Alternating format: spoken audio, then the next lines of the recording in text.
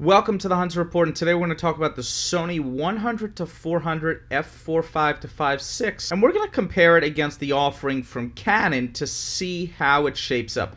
First, let's talk price. It comes in at $24.98, and let's look at the Canon model. This is Model 2 from Canon, and it comes in at $19.99. So it's about 25% more expensive than Sony, which isn't that far off. Some of the other Sony lenses, like the f2.8, is just not priced to sell. It's got all these elements and flooring and great stuff and optical steady shot, which is cool. But here's a really interesting thing. The weight of the Sony is basically 1.4 kilograms. And then if we look at the weight of the Canon, it's 1.6 kilograms. So the Sony has shaved off some weight, which is pretty cool. And here's another little tidbit for you.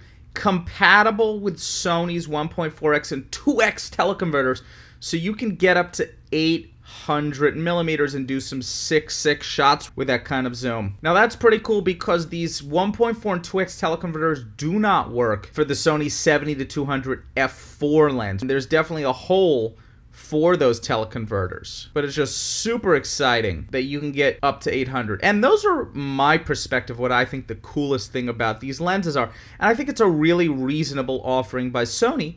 And now that Sony's the #2 camera manufacturer, I think that as the years come by, it's only a matter of time before the Sony prices equalize, with the Canon prices, especially once Sigma starts making lenses for Sony, which they have officially announced for over a year now. Full-frame Sony lenses, and that'll continue to drive prices down. So, super excited by Sony. They are clearly putting all their chips into this, and I really can't wait for the mirrorless cameras to get to the point where they can finally discontinue the A-mount line and focus exclusively on mirrorless. So this is the Hunter Report. Please subscribe, please give me a thumbs up, and check the description below if you want to pick up any of these goodies.